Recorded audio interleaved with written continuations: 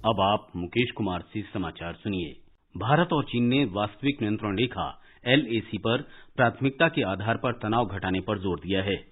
दोनों पक्ष स्थिति से निपटने के लिए स्थापित सैन्य और कूटनीतिक माध्यमों से विचार विमर्श कर रहे हैं। चीन की पीपुल्स लिबरेशन आर्मी PLA और भारतीय सेना के कमांडरों के बीच मंगलवार को भारत के चुशुल में बातचीत हुई। वास्तविक नियंत्रण रेखा और सीमावर्ती क्षेत्रों में तनाव घटाने से संबंधित मुद्दों पर विचार विमर्श करने के लिए शीर्ष सैन्य कमांडरों की तीसरी बैठक थी। ये बैठक विदेश मंत्री सुब्रमण्यम जयशंकर और चीन के विदेश मंत्री के बीच 17 जून को हुई बातचीत के बाद आयोजित की गई। दोनों नेताओं ने इस पर सहमति जताई थी कि पूरी स्थिति का समाधान जिम्मेदारी के साथ किया जाएगा और दोनों देश 6 जून को बनी समझ के अनुसार अपनी अपनी सेनाएं पीछे हटा लेंगे। राष्ट्रीय राजमार्ग और परिवहन मंत्री नितिन गडकरी ने कहा है कि चीन की कंपनियों को देश की किसी भी राजमार्ग परियोजना में भाग लेने की अनुमति नहीं दी जाएगी।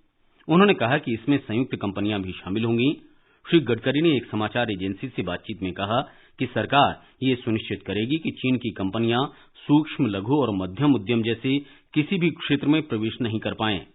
उन्होंने कहा कि यह आत्मनिर्भर भारत बनाने की दिशा में एक कदम है।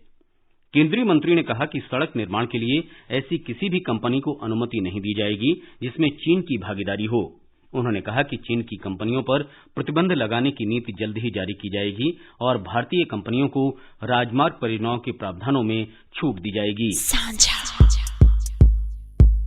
आत्मनिर्भर पैकेज के अंतर्गत 62,870 करोड़ लिमिट के 70,32,000 किसान क्रेडिट कार्ड जारी किए गए हैं। इन कार्ड को 30 जून तक मंजूरी दी गई है। वित्त मंत्री कार्यालय ने ट्वीट कर बताया कि इससे 2.5 करोड़ किसानों को लाभ होगा। इनमें मछुआरे और दूध उत्पादक भी शामिल होंगे। नाबार्ड की 30,000 करोड़ की विशेष नकदी सुविधा के तहत लगभग 24,587 करोड़ कोऑपरेटिव बैंकों को बांटे गए। इसका लाभ 3 करोड़ छोटे और सीमांत किसानों को फसल तैयार होने और अपनी खरीफ की बुवाई के बाद की जरूरतों को पूरा करने में होगा। प्रधानमंत्री ग्रामीण कल्याण अन्न योजना के दूसरे चरण में 5 और महीने तक देश के 80 करोड़ लोगों के बीच परिवार के प्रत्येक सदस्य को 5 किलोग्राम गेहूं या चावल और प्रत्येक लाभार्थी परिवार को 1 किलोग्राम चना मुफ्त दिया जाएगा। केंद्रीय खाद्य और सार्वजनिक वितरण मंत्री रामविलास पासवान ने इस योजना के दूसरे चरण का विवरण दिया और राज्यों को अतिरिक्त खाद्यान्न उपलब्ध कराने के लिए सरकार के कदमों की जानकारी दी। उन्होंने प्रधानमंत्री नरेंद्र मोदी की प्रतिबद्धता को दोहराया कि यह सुनिश्चित किया जाएगा कि देश में गरीब और जरूरतमंद व्यक्ति भूखा नहीं रहे और वर्तमान कोविड महामारी के समय वर्षा और आगामी त्योहारों के मौसम के दौरान उन्हें मुफ्त राशन प्रदान किया जाएगा। श्री पासवान ने कहा कि इस साल 30 नवंबर तक राष्ट्रीय खाद्य सुरक्षा अधिनियम के लाभार्थियों के बीच कुल 200 लाख टन अनाज और 9,78,000 टन चना वितरित किया जाएगा। उन्होंने बताया कि प्रधानमंत्री गरीब कल्याण अन्न योजना के दोनों चरणों में कुल मिलाकर 1,50,000 करोड़ रुपए खर्च होंगे। श्री पासवान ने बताया कि उन्होंने सभी राज्यों और केंद्र शासित प्रदेशों के मुख्यमंत्रियों को पत्र भी लिखे हैं और उनसे एक देश एक राशन कार्ड योजना को लागू करने के लिए आवश्यक व्यवस्था करने का अनुरोध किया है। कोविड-19 रोगियों के स्वस्थ होने की दर बढ़कर 59.43% हो गई है। पिछले 24 घंटे के दौरान 13,157 रोगी स्वस्थ हुए और इसके साथ ही इस महामारी से ठीक होने वाले लोगों की संख्या 3,47,978 हो गई है। फिलहाल देश में 2,20,114 मरीजों का इलाज चल रहा है। उत्तर प्रदेश सरकार आज से मेरठ संभाग के सभी जिलों में कोरोना संक्रमण का पता लगाने के लिए घर घर जाकर स्वास्थ्य जांच करेगी। इन जिलों में सर्वाधिक संख्या में कोरोना संक्रमित रोगी हैं। इस प्रकार का अभियान राज्य के अन्य भागों में भी चलाया जाएगा। राज्य सरकार कोविड की जांच के लिए गाजियाबाद जिले में एक बड़ी प्रयोगशाला भी स्थापित करेगी। 10 दिन लंबे इस अभियान के तहत स्वास्थ्य टीमें परिवार के सभी सदस्यों की मेडिकल स्क्रीनिंग करेंगी और उनसे जुड़े आंकड़े इकट्ठा करेंगी। स्क्रीनिंग के साथ ही ये टीमें स्क्रीनिंग वाले घर पर एस का निशान बनाकर स्क्रीनिंग की तारीख अंकित कर देंगी। इस अभियान से कोरोना के संदिग्ध मरीजों की पहचान और उनके जल्द उपचार में आसानी होगी। प्रदेश के अपर मुख्य सचिव गृह अवनीश अवस्थी ने कहा कि मुख्यमंत्री योगी आदित्यनाथ ने मेरठ मंडल के जिलों पर खास ध्यान देने को कहा है। ये जिले राष्ट्रीय राजधानी क्षेत्र के करीब हैं और इनमें कोविड संक्रमित मामलों की संख्या बहुत ज्यादा है। उन्होंने हर किसी से स्क्रीनिंग प्रक्रिया में सहयोग करने की अपील की है। इस बीच राज्य में कोरोना से ठीक होने वाले लोगों का प्रतिशत 70% पहुंच गया है, जो अब तक का सर्वाधिक है। सुशील चंद्र तिवारी, आकाशवाणी समाचार, लखनऊ। मुंबई में कोविड-19 के बढ़ते मामलों के मद्देनजर पुलिस ने कल से 15 जुलाई तक धारा 144 लगा दी है। इसके अनुसार कुछ शर्तों के साथ धार्मिक स्थलों सहित किसी भी सार्वजनिक स्थान पर 5 या उससे अधिक व्यक्ति इकट्ठे नहीं हो सकते। हमारे संवाददाता ने बताया है कि यह आदेश मध्य रात्रि से 15 जुलाई तक लागू रहेगा।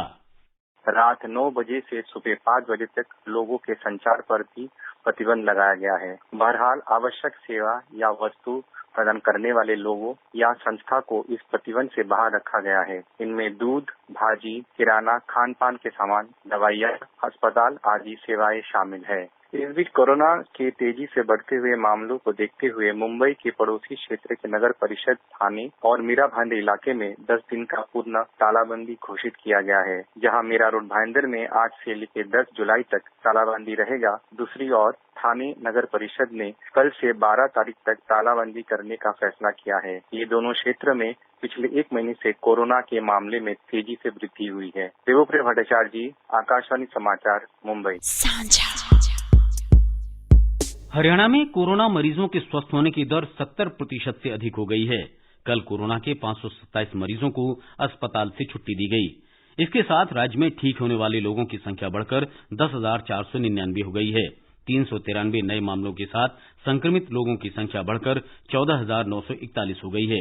मृतकों की संख्या भी बढ़कर 240 हो गई है, जबकि 4,202 सक्रिय मामले हैं।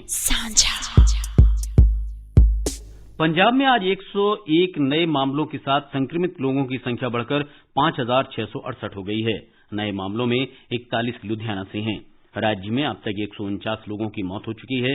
122 मरीजों को ठीक होने के बाद विभिन्न अस्पतालों से छुट्टी दी गई।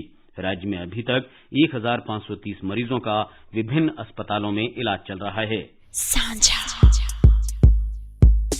झारखंड में कोविड-19 को फैलने से रोकने में मान्यता प्राप्त सामाजिक स्वास्थ्य कार्यकर्ताओं सहिया दीदियों ने महत्वपूर्ण भूमिका निभाई है। उन्होंने हाल में 18 से 25 जून तक घर घर जाकर गहन जन स्वास्थ्य सर्वेक्षण किया। झारखंड एक निर्धारित समय के भीतर इस तरह का सर्वेक्षण पूरा करने वाला पहला राज्य बन गया है। सहिया दीदियों ने कोरोना संक्रमण के उच्चतम जोखिम वाले या गंभीर श्वसन रोगों से पीड़ित 55,215 लोगों की पहचान की। राज्य सरकार ने सहिया बहनों द्वारा पहचाने गए उच्च जोखिम वाले लोगों की अनिवार्य रूप से कोरोना जांच कराने का निर्णय लिया है। संयुक्त राष्ट्र सुरक्षा परिषद ने नए कोरोना वायरस पर अपने पहले प्रस्ताव में कोविड-19 से निपटने के लिए कल सीरिया, यमन, लीबिया, दक्षिण सूडान और कांगो सहित प्रमुख संघर्षों में दुश्मनी को तुरंत समाप्त करने की मांग की। परिषद ने विश्व स्वास्थ्य संगठन के उल्लेख पर अमेरिका और चीन के बीच लंबे विवाद के समाधान के बाद प्रस्ताव को स्वीकार करने के लिए सर्वसम्मति से मतदान किया। परिषद के अध्यक्ष संयुक्त राष्ट्र में जर्मनी के राजदूत क्रिस्टोफ हेस्जेन ने परिणाम की घोषणा की। उन्होंने इसे वर्तमान में दुनिया भर में संघर्ष वाले क्षेत्रों में रहने वाले सभी लोगों के लिए आशा का संकेत बताया। फ्रांस और ट्यूनीशिया द्वारा प्रायोजित इस प्रस्ताव में कहा गया कि ये उपाय इस्लामिक स्टेट और अल-कायदा चरमपंथी समूहों और उनके सहयोगियों के खिलाफ सैन्य अभियानों पर लागू नहीं होते। अमेरिका ने शिनजियांग सहित चीन के तमाम शहरों में जबरन श्रम और मानवाधिकार हनन के आरोपों से घिरी कंपनियों के साथ मिलकर काम करने वाली अमेरिकी कंपनियों के लिए कारोबारी परामर्श जारी किया है। ये पिछले कुछ दिन में ट्रंप प्रशासन द्वारा किए जा रहे सख्त उपायों की ही श्रृंखला में एक और कदम है। रूस में राष्ट्रपति व्लादिमीर पुतिन ने अगले दशक के मध्य तक सत्ता में बने रहने का जबरदस्त जनादेश हासिल कर लिया है। रूस में कल हुए जनमत संग्रह में जनता ने भारी बहुमत के साथ देश में राजनीतिक यथास्थिति बनाए रखने का समर्थन किया। संवैधानिक संशोधनों पर हुए राष्ट्रव्यापी जनमत संग्रह के परिणाम से राष्ट्रपति व्लादिमीर पुतिन के राष्ट्रपति पद पर 2036 तक बने रहने का मार्ग प्रशस्त हो गया है। इसके साथ ही ये समाचार बुलेटिन समाप्त हुआ।